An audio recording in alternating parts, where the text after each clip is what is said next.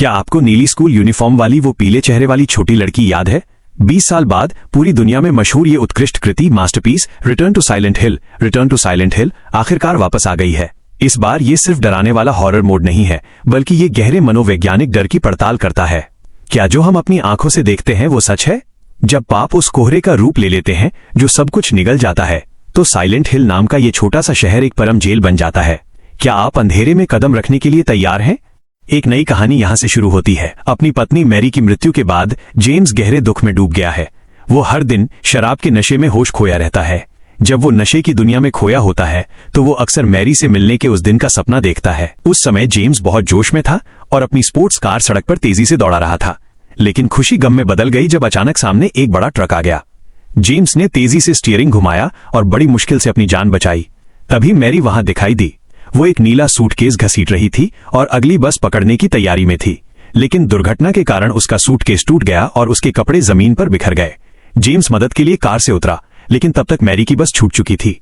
इस तरह उनकी मुलाकात एक अजीब और बदहाली भरी स्थिति में हुई। मैरी ने कहा कि वो विदेश में छुट्टियां बिताने जा रही है। फिर दोनों समुद्र के पार उस साइलेंट हिल की ओर देखने लगे। पहाड़ों के बीच घने जंगल और घास के मैदान थे।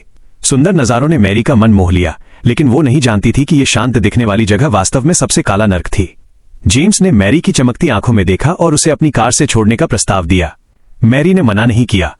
हालांकि जैसे ही उन्होंने सूटकेस रखा, अचानक कुछ अप्रत्याशित हुआ। जेम्स अचानक अपने सपने से जाग गया। उसने शराब का गिलास उठाया और खुद को शांत करने के लिए एक घूंट में पी गया। तभी वेटर आया और उसे याद दिलाया कि समय हो गया है। जेम्स तुरंत खड़ा हुआ, लेकिन गलती से वेटर के हाथ से शराब टकराकर गिर गई। कांच टूटने की आवाज ने तुरंत सुरक्षा गार्डों, सिक्योरिटी गार्ड्स का ध्यान खींचा। वे बिना कुछ कहे जेम्स को सबक सिखाने के लिए आगे बढ़े। लेकिन किसी ने नहीं सोचा था कि जेम्स, जो इतना नशे में था कि ठीक से चल भी नहीं पा रहा था, वो लड़ाई में किसी से कम नहीं था। जब गार्डों को लगा कि वे उसे नहीं हरा सकते, तो वे और लोगों को बुलाने लगे। जल्द ही कई ताकतवर आदमी वहां पहुंच गए और उन्होंने नशे में धुत जेम्स को उठाकर बार के बाहर कचरे के ढेर में फेंक दिया। जेम्स को भी इससे कोई फर्क नहीं पड़ा और वो वहीं सो गया। अच्छी बात यह रही कि तभी उसके फोन की घंटी बजी, जिसने गहरी नींद में सोए जेम्स को जगा दिया। फोन पर एक महिला ने उसे तुरंत घर जाने और कल सुबह होश में आने पर उससे मिलने के लिए कहा। कुछ समय बाद जेम्स भारी बारिश में भीगता हुआ घर पहुंचा। घर के अंदर घुप अंधेरा था और ऐसी कड़कड़ाती ठंड थी जो हड्डियों तक को सुन्न कर दे। उसकी लाइट जलाने की कोई योजना नहीं थी। वो बस अंधेरे में चुपचाप बैठा रहा और अपनी पत्नी की तस्वीर को टकटकी लगाकर देखता रहा। तभी उसके सिर में एक तेज दर्द उठा, जिसने जेम्स को उसकी कल्पनाओं से बाहर खींच लिया। दर्द को सहते हुए उसने शराब की एक बोतल उठाई ताकि रोज की तरह अपनी नसों को सुन कर सके, लेकिन बोतल पहले से ही खाली थी। बोतल फर्श पर लुढ़कने लगी और एक सफेद लिफाफे के पास जाकर रुक गई। जेम्स ने उत्सुकता से आगे बढ़कर उसे खोला और अगले ही पल वो सदमे में वहीं जम गया। पत्र भेजने वाली उसकी पत्नी मैरी थी। पत्र में लिखा था कि वो साइलेंट हिल में उसका इंतजार करेगी। जेम्स की आंखें तुरंत नम हो गईं। इस पल उसकी सोचने समझने की शक्ति खत्म हो गई। अपनी पत्नी के प्रति उसके जुनून ने उसे शांत रहने नहीं दिया। बाहर बिजली कड़क रही थी, फिर भी जेम्स ने उस तूफानी बारिश में कार उठाई और रातों रात उस बर्बाद और खतरनाक कस्बे की ओर निकल पड़ा। खराब मौसम के कारण कस्बे का मुख्य रास्ता बंद था। मजबूर होकर जेम्स ने गाड़ी मोड़ी और कस्बे से कुछ दूर एक खाली मैदान में खड़ी कर दी। खिड़की के बाहर गिरती भारी बारिश को देखते हुए उसके मन में फिर से मैरी की यादें तैरने लगीं। उसे याद आया जब वे एक रेस्टोरेंट में डेट कर रहे थे और अचानक तेज बारिश होने लगी थी। वे दोनों भीगते हुए दुकान के अंदर भागे थे, लेकिन उनके चेहरों पर मुस्कान थी। उस बारिश ने उनके प्यार को कम नहीं किया, बल्कि उसे और गहरा कर दिया था। शायद यादें इतनी खूबसूरत थीं कि जेम्स को पता ही नहीं चला कि कब उसकी आंख लग गई। जब वो दोबारा जागा तो दिन निकल आया था और बारिश भी थम चुकी थी। जेम्स ने कार का दरवाजा खोला और फ्रेश होने के लिए वॉशरूम की तलाश करने लगा। उसे लगा कि अगर वो सच में मैरी से मिलने वाला है तो वो उसके सामने इतने थके हुए और बिखरे हुए रूप में नहीं जा सकता। लेकिन वो जगह लंबे समय से वीरान थी और नलों में पानी नहीं था। अंत में जेम्स अपनी बढ़ी हुई दाढ़ी के साथ कोहरे से भरे जंगल की ओर चल पड़ा। अभी वो कुछ ही कदम चला था कि उसे एक अजीब महिला मिली जो रेत की भारी बोरियां उठाकर कब्रिस्तान के किनारे की ओर जा रही थी। जेम्स ने उसकी मदद के लिए एक बोरी उठा ली। उसने देखा कि कब्रिस्तान की कब्रें पानी में डूब रही थीं और वो महिला बढ़ते जलस्तर को रोकने की कोशिश कर रही थी। जेम्स ने बोरी नीचे रखी और बताया कि वो कस्बे में किसी को ढूंढने आया है। महिला ने उसे सलाह दी कि वो अपनी मेहनत बर्बाद न करे, क्योंकि वो शहर बहुत पहले ही मुर्दा शहर, डेड सिटी बन चुका है और वहां कोई भी जीवित नहीं बचा होगा। लेकिन जेम्स हार मानने को तैयार नहीं था।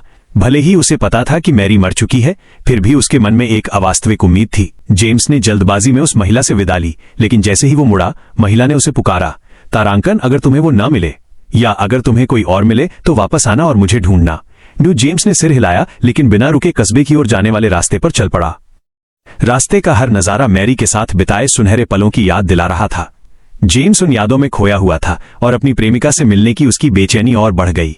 उसने अपने कदम तेज कर दिए और कुछ ही मिनटों में वो साइलेंट हिल कस्बे में दाखिल हो गया।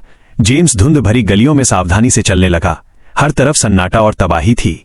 फूलों की दुकानों के पौधे सूख चुके थे, रेस्टोरेंट के अंदर का खाना सड़ चुका था। ये साफ था कि यहाँ लंबे समय से कोई इंसान नहीं आया था। कस्बे की खामोशी डरावनी थी। जेम्स को अपनी धड़कनें साफ सुनाई दे रही थीं। उसने चारों ओर देखा और बुदबुदाया, ये पागलपन है। वो घबराहट में दौड़ने लगा, लेकिन उसे अपने अलावा कोई और इंसान नहीं दिखा। क्या कोई यहाँ है? क्या कोई मुझे सुन सकता है? उसने चिल्लाकर पूछा। उम्मीद के मुताबिक कोई जवाब नहीं आया। जेम्स संकरी और अंधेरी गलियों से होता हुआ दूसरी सड़क पर पहुंचा, लेकिन उसकी निराशा तब और बढ़ गई जब वहां भी सब कुछ वैसा ही उजाड़ और बर्बाद नजर आया। जेम्स सड़क पर हल्की दौड़ लगा रहा था, तभी सड़क के अंत में उसे एक नीची सुरंग, ब्रिज होल दिखाई दी। उसने एक पल के लिए नीचे झुककर उसे देखा और फिर कमर झुकाकर उसके अंदर घुस गया। रास्ते का दूसरा सिरा कटीले तारों से बंद था, लेकिन सामने ही उसे टाट के बोरे, गनी बैग से ढकी हुई कोई अज्ञात वस्तु दिखाई दी। जेम्स दबे पांव आगे बढ़ा और जैसे ही उसने बोरे को हटाने के लिए हाथ बढ़ाया, तभी उसके पीछे से एक अजीब सी आवाज आई। जेम्स तुरंत मुड़ा, लेकिन सुरंग के बाहर उसे कुछ भी असामान्य नहीं दिखा। अभी उसने राहत की सांस ली ही थी कि तभी एक पेट्रोल के ड्रम पर रखे रेडियो से सरसराहट, स्टैटिक साउंड की आवाज आने लगी। जेम्स डर के मारे जम गया। तभी अचानक किसी के हाथों ने उसके कपड़े पकड़ लिए। क्या तुम्हें पता है? वे वहां हैं, तुम उन्हें रोक नहीं सकते। वो बेघर आदमी पागलों की तरह बड़बड़ा रहा था और उसके हाथों में गजब की ताकत थी।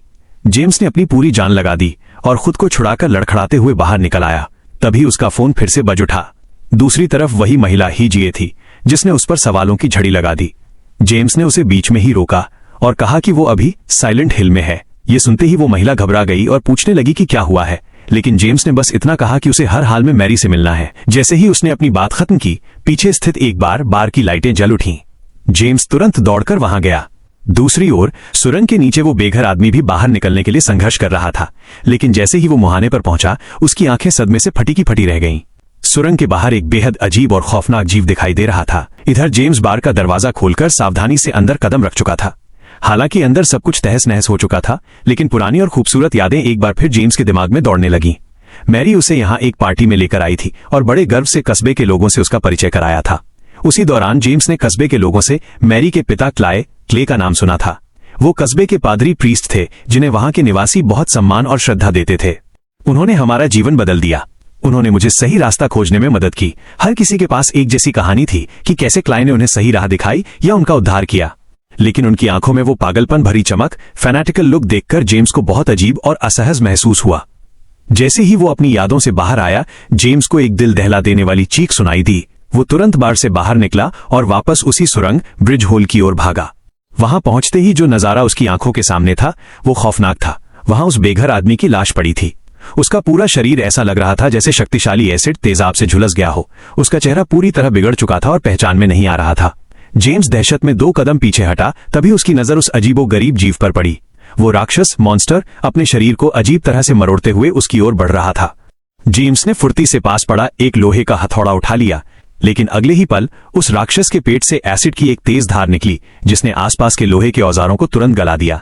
जेम्स बुरी तरह घबरा गया और उसने पूरी ताकत से हथौड़ा उस राक्षस की ओर फेंका। उसे उम्मीद नहीं थी, लेकिन हथौड़ा सीधे राक्षस के सिर पर लगा। जेम्स ने हिम्मत जुटाकर पास जाकर देखना चाहा, लेकिन उसने देखा कि वो राक्षस जमीन के अंदर धंस गया और गायब हो गया। जेम्स ने अपने डर को काबू में किया और तेजी से उस बेघर आदमी की लाश के पास पहुंचा। उसने उस आदमी के हाथ से वो रेडियो रिसीवर छीन लिया, जिसे उसने मरते समय भी मजबूती से पकड़ रखा था। लेकिन जैसे ही उसने अपना हाथ ऊपर उठाया, पूरा शहर पलक झपकते ही अंधेरे में डूब गया। सड़कों की लाइटें अजीब तरह से टिमटिमाने लगीं। बिना किसी चेतावनी के एक राक्षस अचानक सामने कूद पड़ा, जिससे जेम्स इतना डर गया कि वो रेडियो पकड़कर अपनी जान बचाने के लिए भागा, लेकिन राक्षस उसके पीछे हाथ धोकर पड़ा था। अफरा तफरी में जेम्स का ध्यान नीचे नहीं गया और वो एक बाधा से टकराकर गिर पड़ा। अपनी टॉर्च की मध्यम रोशनी में उसने देखा कि सामने एक अंधेरी नाली थी, जिससे अनगिनत चूहे बाहर निकल रहे थे। ये देख जेम्स के रोंगटे खड़े हो गए। और भी भयानक बात यह थी कि लोहे की जाली के नीचे से एक टेंटिकल स्पर्शक निकला और उसने उन चूहों को खींच लिया जो भाग नहीं पाए थे। जेम्स ने घबराकर अपना हथौड़ा निकाला और उस राक्षस पर पूरी ताकत से वार किया, लेकिन उसे कोई फर्क नहीं पड़ा। जेम्स बुरी तरह घबरा गया और उठकर पागलों की तरह भागने लगा, पर अगले ही पल नाली से और भी राक्षस निकल आए। जेम्स बिना सिर के जुगनू की तरह इधर उधर भागते हुए इस डरावने शहर में कोई सुरक्षित जगह ढूंढने की कोशिश करने लगा। अभी उसे कोई पनाह मिली भी नहीं थी कि उसका सामना एक बिना हाथ वाले राक्षस आर्मलेस क्रीचर से हुआ, जिसे अजीब कीड़े खा रहे थे और वो खून से लथपथ था। जेम्स का दिल बैठ गया और वो बिना रुके आगे भागा, लेकिन इस बर्बाद शहर में हर चीज अजीब थी। काफी देर भागने के बाद भी वो राक्षसों से पीछा नहीं छुड़ा पाया, और भी बुरा ये हुआ कि भागते समय उसने अपना इकलौता हथियार भी खो दिया। तभी उसे शहर के किनारे पर लोहे की जाली वाली बाड़ मिली। उसने दिमाग लगाया, जाली के साथ साथ आगे बढ़ा और एक टूटे हुए छेद से बाहर निकल गया।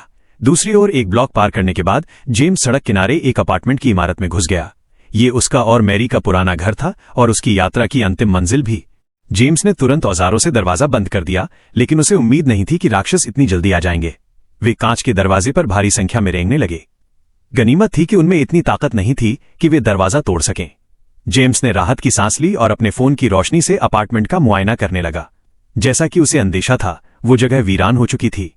तभी उसके पीछे अचानक एक खून से लथपथ महिला दिखाई दी। न जाने क्यों जेम्स को लगा कि उसकी पत्नी यही है। उसने हिचकिचाते हुए मैरी पुकारा, लेकिन चारों ओर सन्नाटा था। मजबूर होकर वो फोन की रोशनी लिए ऊपर की ओर चला। वहां का नजारा देख वो दंग रह गया। दीवारों और गलियारों में बेलों जैसे अजीब जीव फैले हुए थे। तीसरी मंजिल पर पहुंचते ही उसे फिर कुछ अजीब आवाजें सुनाई दीं। वो आवाज का पीछा करते हुए गया और देखा कि वहां एक पुराना प्रोजेक्टर चल रहा था। स्क्रीन पर सिर्फ सफेद रोशनी थी, लेकिन मेज पर कुछ रीलें रखी थीं जिन पर 2017 के जून से दिसंबर तक की तारीखें लिखी थीं। जैसे ही वो करीब गया, उसके सिर में असहनीय दर्द हुआ और आंखों के सामने डरावने दृश्य नाचने लगे। जेम्स दर्द से कराहते हुए जमीन पर गिर पड़ा और कांपते हाथों से ब्लैक जैक को फोन लगाया। दर्द के कारण वो ठीक से बोल भी नहीं पा रहा था। ब्लैक जैक ने उससे उसकी लोकेशन पूछी, लेकिन जेम्स बस अपनी पत्नी का नाम रटता रहा और दावा किया कि मैरी यहीं है। फोन काटकर वो लड़खड़ाते हुए उठा। दर्द थोड़ा कम हुआ था, लेकिन उसे नहीं पता था कि ऊपर गलियारे में एक रहस्यमयी आकृति उसे देख रही है।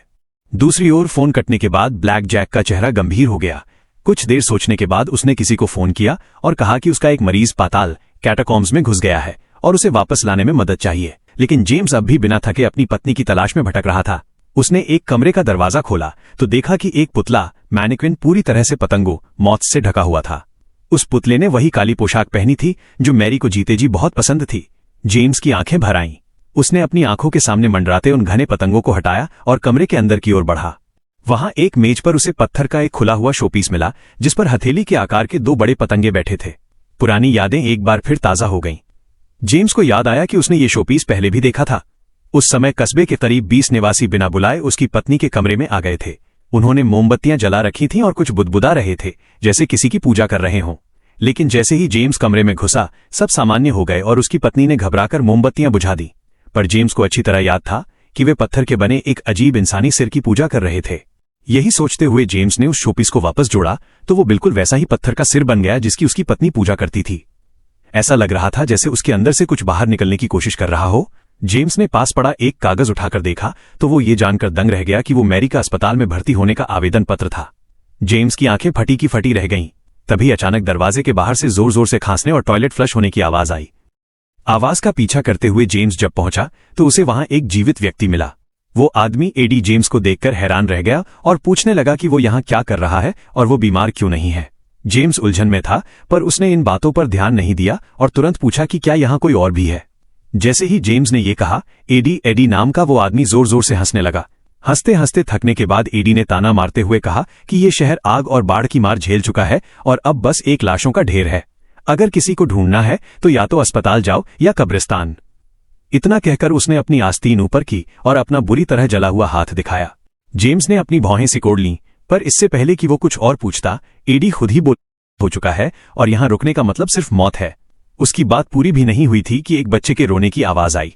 जेम्स उसे देखने के लिए मुड़ा, पर एडी ने कहा कि यहां कोई बच्चा नहीं है। रोने की आवाज तेज होती गई। जेम्स खुद को रोक नहीं पाया और आवाज की दिशा में चल दिया। एडी भी उसके पीछे हो लिया। अंधेरे गलियारों से होते हुए वे एक लोहे के दरवाजे के पास रुके। वहां सच में एक छोटी लड़की थी, लेकिन वो काफी डरावनी लग रही थी। उसका डर दूर करने के लिए जेम्स घुटनों के बल बैठा और अपना परिचय दिया। लड़की थोड़ी शांत हुई और बताया कि उसका नाम लौरा है। जेम्स ने अपना हाथ आगे बढ़ाया और कहा कि यहां रहना खतरनाक है, वो उसके साथ चले। लड़की झिझकते हुए बाहर निकलने ही वाली थी कि तभी एक जोरदार धमाका हुआ। एडी का चेहरा डर से पीला पड़ गया और उसने जेम्स को भागने के लिए कहा। लड़की भी डरकर वापस छिप गई। जेम्स भागने के लिए खड़ा हुआ, लेकिन तब तक बहुत देर हो चुकी थी। ट्राइएंगल हेड, पिरामिड हेड आ चुका था। उसका हाथ का हर वार विनाशकारी और भारी था। जेम्स के हाथ पांव डर के मारे सुन्न पड़ गए। वह गलियारे में गिरते पड़ते अपनी जान बचाने के लिए भागा। उसके पीछे वो विशाल राक्षस लोहे के दरवाजों से टकरा रहा था, जिसकी आवाज मौत के फरमान जैसी लग रही थी। इस डर ने जेम्स के भीतर भागने की एक नई ऊर्जा भर दी।